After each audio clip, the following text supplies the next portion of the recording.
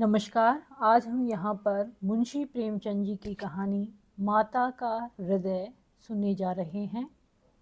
माधवी की आंखों में सारा संसार अंधेरा हो रहा था। कोई अपना मददगार न दिखाई देता था। कहीं आशा की झलक न थी। उस निर्धन घर में वह अकेली पड़ी रोती थी और कोई आंसू पोंछने वाला न था। उसके पति को मरे हुए 22 वर्ष हो गए थे। घर में कोई संपत्ति न थी। उसने न जाने किन तकलीफों से अपने बच्चे को पाल पोस कर बड़ा किया था। वही जवान बेटा आज उसकी गोद से छीन लिया गया था। और छीनने वाले कौन थे? अगर मृत्यु ने छीना होता तो वह सब्र कर लेती। मौत से किसी को द्वेष नहीं होता, मगर स्वार्थियों के हाथों यह अत्याचार असह्य हो रहा था। इस घोर संताप की दशा में उसका जी रह रह कर इतना विकल हो जाता कि इसी समय चलूं और उस अत्याचारी से इसका बदला लूं जिसने उस पर यह निष्ठुर आघात किया है। मारूं या मर जाऊं, दोनों ही में संतोष हो जाएगा। कितना सुंदर, कितना होनहार बालक था। यही उसके पति की निशानी, उसके जीवन का आधार, उसकी उम्र भर की कमाई थी। वही लड़का इस वक्त जेल में पड़ा न जाने क्या क्या तकलीफें झेल रहा होगा। और उसका अपराध क्या था? कुछ नहीं। सारा मोहल्ला उस पर जान देता था। विद्यालय के अध्यापक उस पर जान देते थे।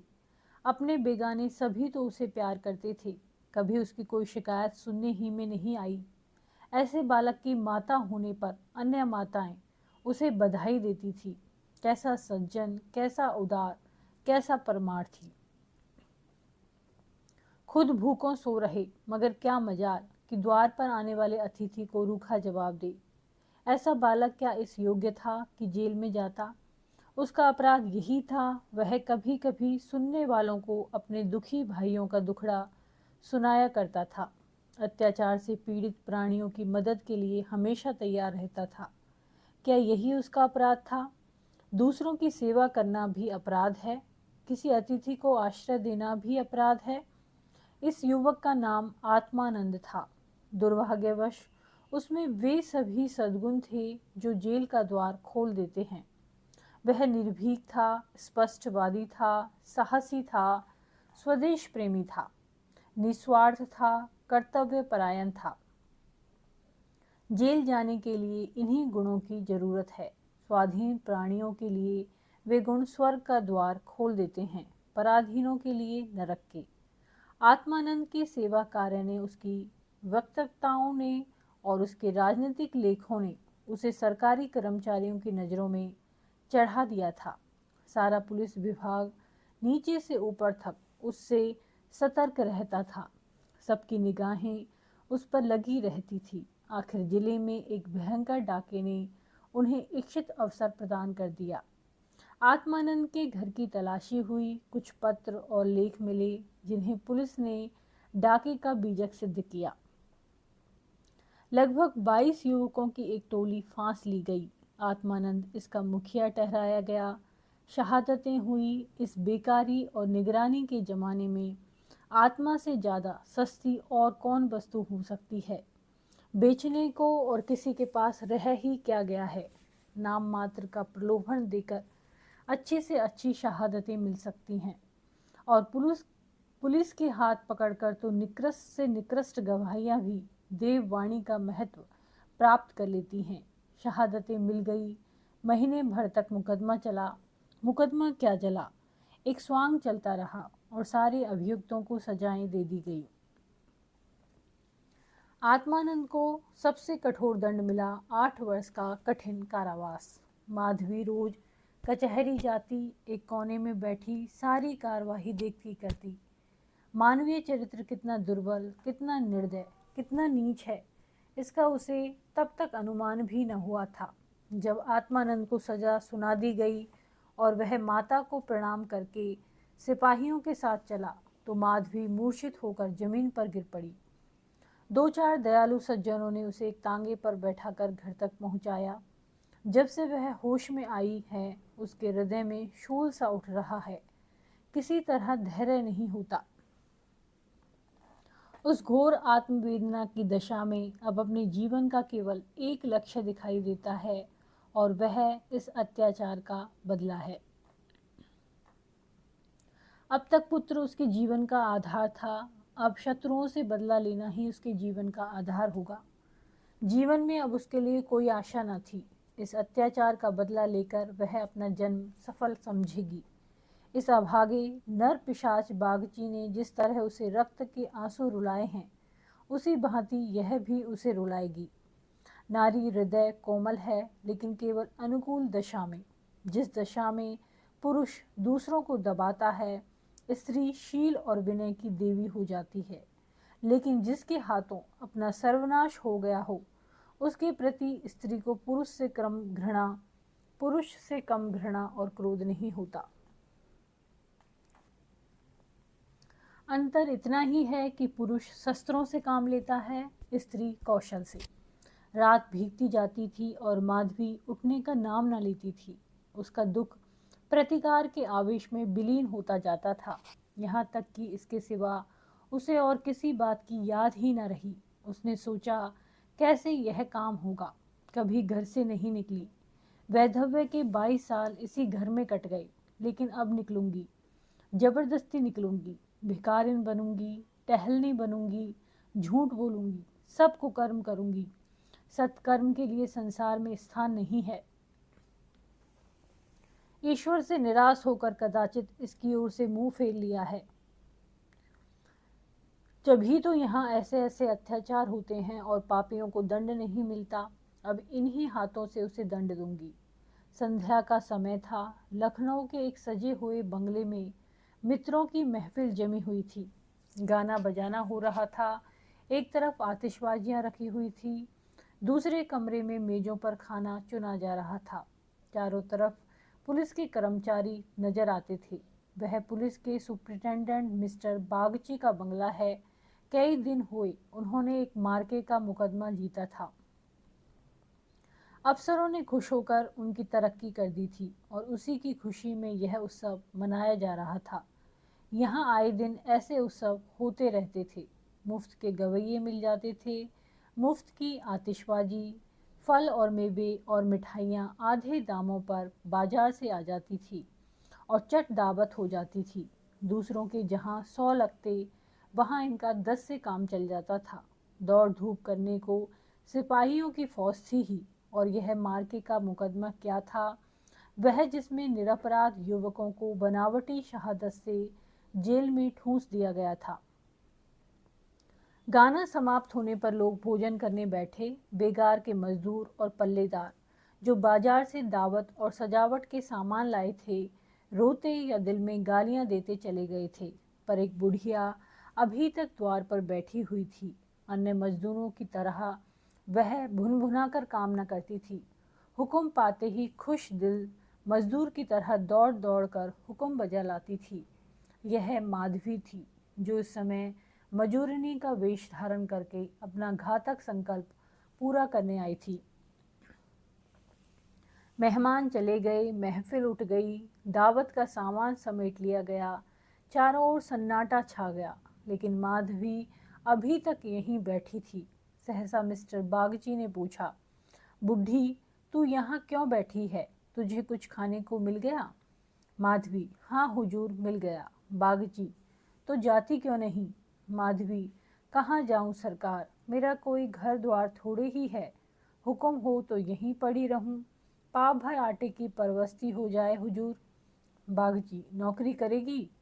माधवी, क्यों ना करूंगी सरकार, यही तो चाहती हूँ।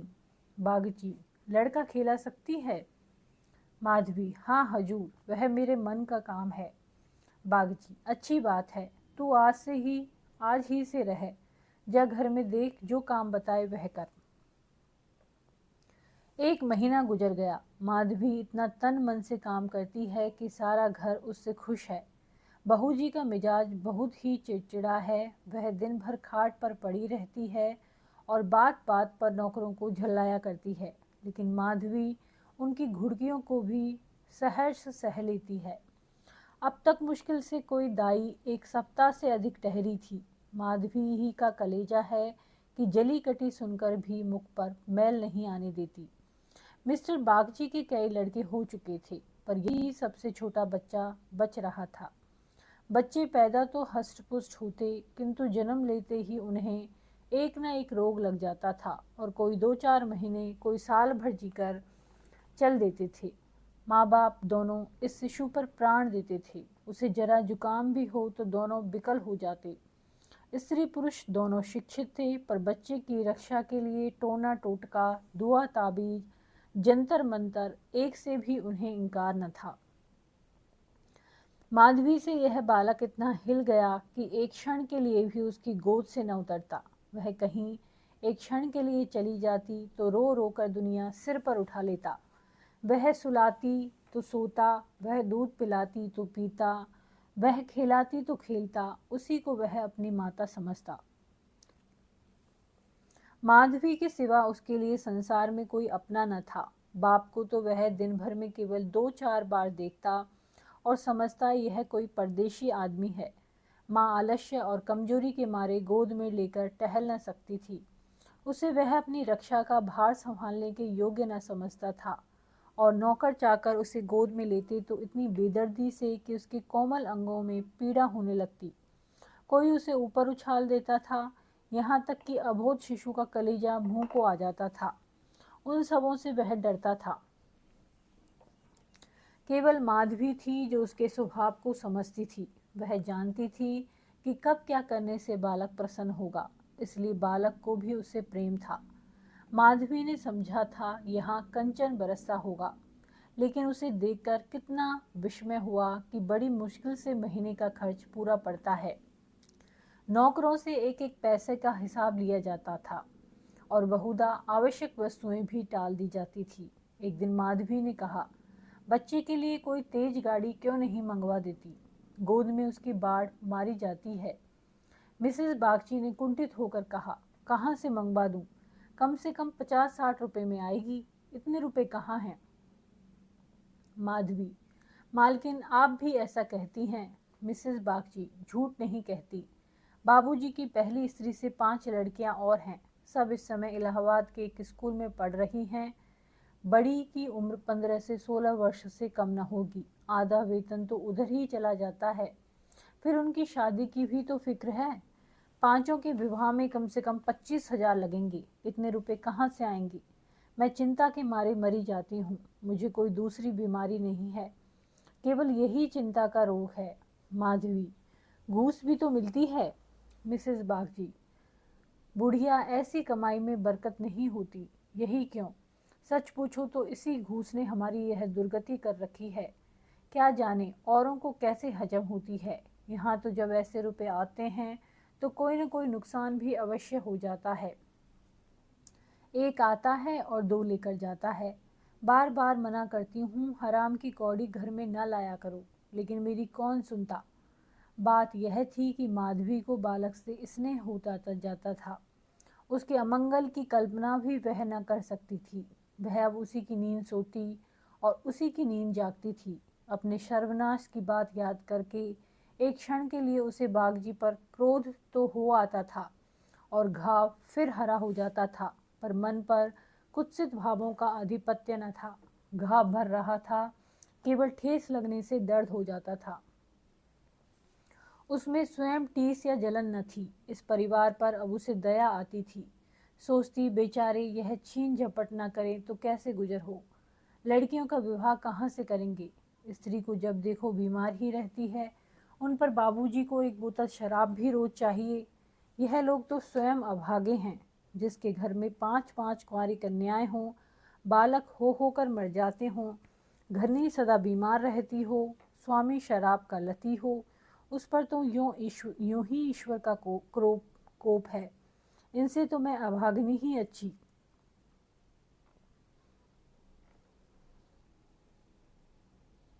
दुर्बल बालकों के लिए बरसात बुरी बला है। कभी खांसी है, कभी ज्वर, कभी दस्त। जब हवा में ही शीत भरी हो तो कोई कहाँ तक बचाए।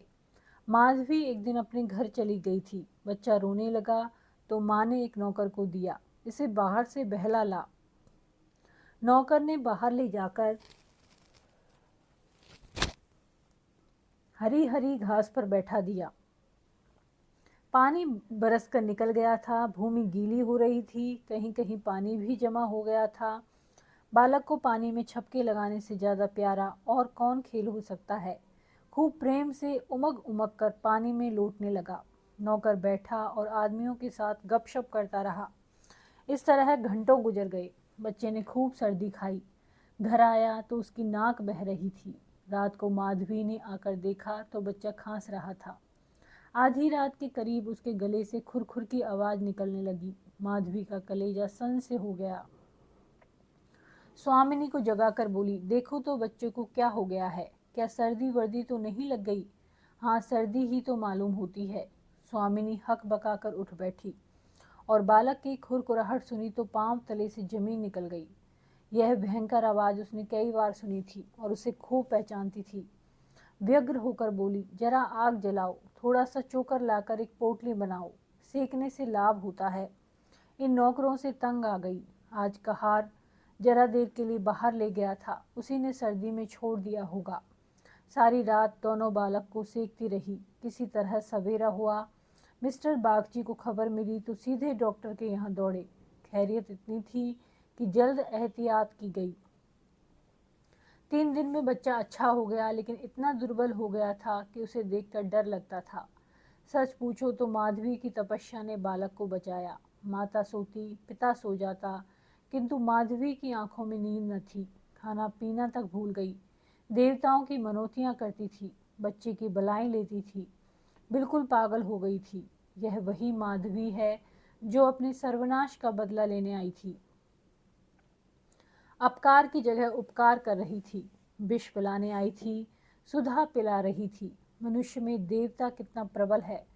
प्रातः काल का समय था। मिस्टर बागची शिशु के झूले के पास बैठे हुए थे। स्त्री के सिर में पीड़ा हो रही थी, वहीं चारपाई पर लेटी हुई थी और माधवी समीप बैठी बच्चे के लिए दूध गर्म कर रही थी। सहसा बागची ने कहा, बूढ़ा, हम जब तक जिएंगे तुम्हारा यश गाएंगे।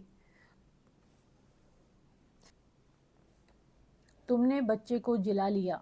स्त्री, यह देवी बनकर हमारा कष्ट निवारण करने के लिए आ गई। यह न होती तो न जाने क्या होता।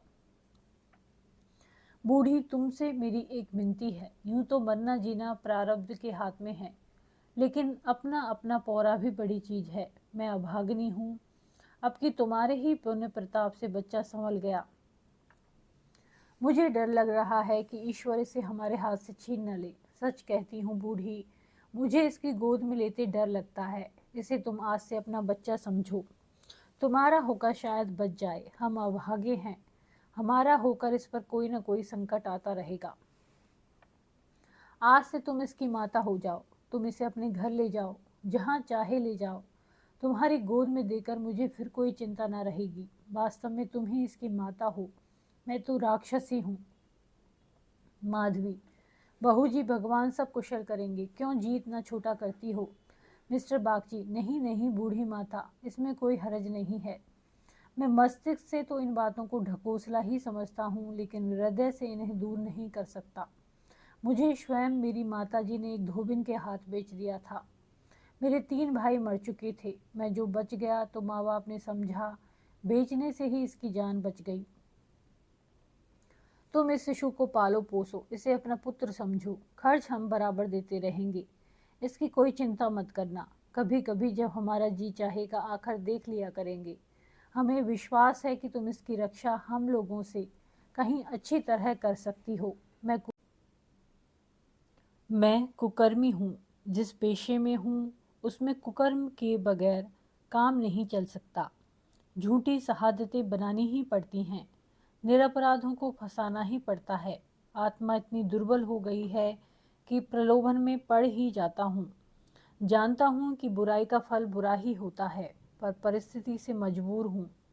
अगर ना करूँ तो आज नालायक बनाकर निकाल दिया जाऊँ। अंग्रेज हजारों भूल करें, कोई नहीं पूछता। हिंदुस्तानी एक भूल भी कर बैठे तो सारे अफसर उसके सिर हो जाते हैं। हिंदुस्तानियों को तो कोई बड़ा पद न मिले वही अच्छा। पद पाकर तो उनकी आत्मा का पतन हो जाता है। उनको हिंदुस्तानियत का दोष मिटाने के लिए कितनी ही ऐसी बातें करनी पड़ती हैं जिनका अंग्रेज के दिल में कभी ख्याल ही पैदा नहीं हो सकता। तो बोलो, स्वीकार करती हो? माधवी गदगद होकर बोली, बाबूजी, आपकी इच्छा है तो मुझसे भी जो कुछ बन पड़ेगा आपकी सेवा कर दूंगी। भगवान बालक को अमर करे, मेरी तो उनसे यही विनती है। माधवी को ऐसा मालूम हो रहा था कि स्वर्ग के द्वार सामने खुले हैं और स्वर्ग की देवियां अंचल फैला फैला कर आशीर्वाद दे रही हैं। मानो उसके अंतःस्थल में प्रकाश की लहरें सी उठ रही हैं। इस स्नेहमय सेवा में कितनी शांति थी। बालक अभी तक चादर ओढ़े सो रहा था। माधवी ने दूध गर्म हो जाने पर उसे झूले पर से उठाया तो चिल्ला पड़ी। बालक की देह ठंडी हो गई थी और मुंह पर पीलापन आ गया था, जिसे देखकर कलेजा हिल जाता है। कंठ से आह निकल जाती है और आंखों से आंसू बहने लगते हैं। जिसने उसे एक बार देखा है फिर कभी नहीं भूल सकता। माधवी ने शिशु को गोद से चिपटा लिया, हालांकि नीचे उतार देना चाहिए था। कोहराम मच गया।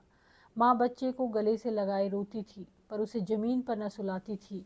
क्या बातें हो रही थी और क्या हो गया। मौत को धोखा देने में आनंद आता है। वह उस वक्त कभी नहीं आती जब लोग उसकी राहत देखते हैं। रोगी जब संभल जाता है, जब वह पथ्य लेने लगता है, उठने बैठने लगता है, घर भर खुशियां मनाने लगता है, सबको विश्वास हो जाता है कि संकट टल गया। उस वक्त घात में बैठी हुई मौत सिर पर आ जाती है। यही उसकी निठुर लीला है। आशाओं के बाग लगाने में हम कितने कुशल हैं। यहाँ हम रक्त के बीज बोकर सुधा के फल खाते हैं। अग्नि से पौधों को सींचकर शीतल छांव में बैठते हैं। हाँ मंदबुद्धि। दिन भर मातम होता रहा। बाप रोता था, माँ तड़पती थी और माधवी बारी बारी से दोनों को समझाती थी। यदि अपने प्राण देकर वह बालक को जिला सकती तो इस समय अपना धन्य भाग समझती। वह अहित का संकल्प करके यहाँ आई थी और आज जब उसकी मनोकामना पूरी हो गई और उसे खुशी से फूला न समाना चाहिए था, उसे उससे कहीं घोर पीड़ा हो रही थी जो अपने पुत्र को जेल यात्रा से हुई थी। रुलाने आई थी और खुद रोती जाती थी। माता का हृदय दया का आगार है। उसे जलाओ तो उसमें दया की ही सुगंध निकलती है, पीसो तो दया का ही रस निकलता है। वह देवी है। विपत्ति की क्रूर लीलाएं भी उस स्वच्छ निर्मल स्रोत को मलिन नहीं कर सकती। धन्यवाद। यदि कहानी आपको पसंद आती है तो इसको लाइक करें, चैनल को सब्सक्राइब करें, कमेंट करें और शेयर करें। धन्यवाद।